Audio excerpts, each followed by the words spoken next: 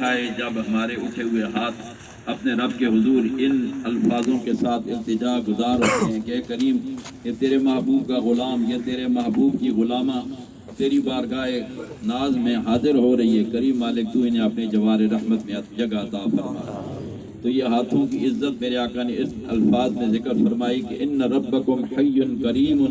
یستحیی من عبدی اذا رفع یدیہ ان یردہما صفرا۔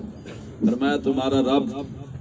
بہت کریم رب ہے اور وہ زندہ ہے، یہ ایسی بھی کوئی بات نہیں کہ وہ آپ کی بات کو سن نہیں رہا۔ اس کی شان یہ ہے کہ ادعونی استجب لکم، جب تو میری بارگاہ میں دستک دے گا میں تیری دستک کو عزت عطا کروں گا۔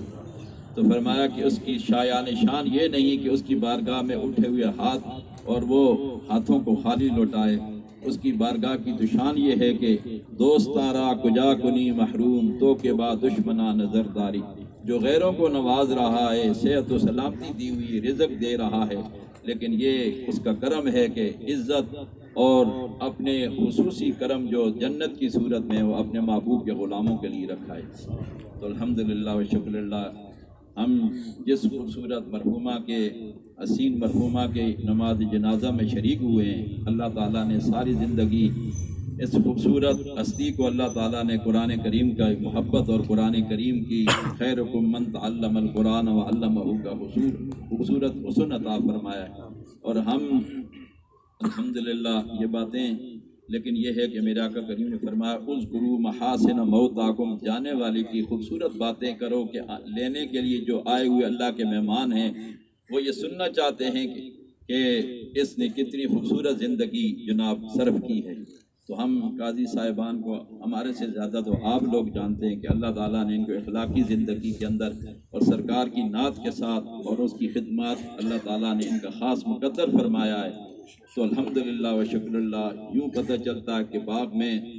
خوشبو بکھیرنے والا پھول جس مقصد ہے کہ جس پودے کی خوبصورتی ہے اس پودے کی عظمت اس پھول کی خوشبو سے انسان کو محسوس ہوتی ہے۔ اللہ تعالیٰ ان کے خوبصورت، اور یہ بھی یاد رکھے میرے آقا کریم نے فرمایا ان اللہ یرفع درجۃ للعبد الصالح فی الجنۃ فیقول یا رب انا لی فیقول باستغفار ولدک لک۔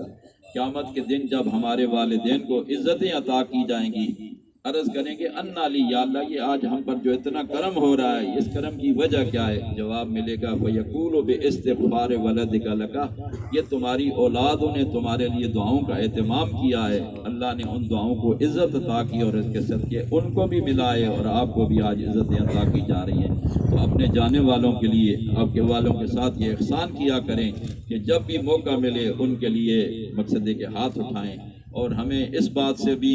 اندازہ لگا لینا چاہیے کہ نماز کے اندر جو اللہ کی عبادت ہے اس کے اندر ہمیں حکم ہو رہا ہے کہ آپ مجھ سے مانگتے ہو تو کیا مانگو؟ فرمایا کہ اللہم اغفر لحینا و میتنا و شاہدنا و غائبنا و صغیرنا و کبیرنا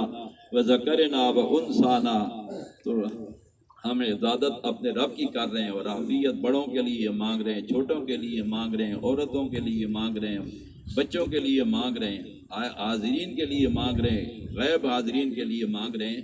تو یہ پتہ چلنا چاہیے کہ مسلمان کے لیے اللہ تعالیٰ نے فَأَلَّفَ بَيْنَ قُلُوبِكُمْ فَأَصْبَحْتُمْ بِنِعْمَتِهِ إِخْوَانًا، اللہ تعالیٰ نے مومن کے دلوں کے اندر محبت القاء فرمائی، سو مومن آپس میں بھائی کی صورت ان کو نصیب ہوئی۔ تو ہم دعا گو ہیں اللہ تعالیٰ مرحومہ کے درجات بلند فرمائے اور ان کی بدولت خاندان کے اندر جو برکات کا سلسلہ تھا، محبتوں کا سلسلہ تھا، اللہ تعالیٰ اس سلسلے کو اسی طریقے سے سلامت مہربانی فرمائے اور یقیناً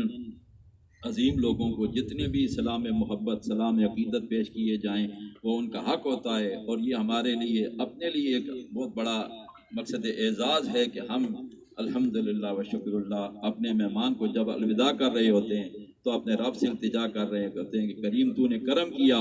آنے والے کو بڑے کمال عطا کیے ہیں، اپنی بارگاہ کے آداب عطا کیے ہیں، کریم مالک اپنی بارگاہ کی نزاکتوں سے اسے آشنائی عطا فرمائیے۔ کریم مالک جب تو نے اس پہ اتنا کرم کیا، اپنے محبوب کی امت سے پسند فرمایا جن کے لیے بڑے بڑے انبیاء کرام نے آرزو کی، یا اللہ تو نے ان کو اپنی محبوب کی امت میں پیدا فرمایا، تو کیسے ہم یقین کریں کہ کریم تو ان کے ساتھ اپنی رحمت والا معاملہ بھی مہربانی فرمائے گا۔ اللہم اغفر لحینا و میتنا و شاہدنا و غائبنا وصغيرنا وكبيرنا وذكرنا وأنثانا اللهم من أحييته منا فأحيه على الإسلام ومن توفيته منا فتوفه على الإيمان رب اغفرها وارحمها وأدخلها في جنات النعيم والقبرها روضة من رياض الجنة والقبرها روضة من رياض الجنة والقبرها روضة من رياض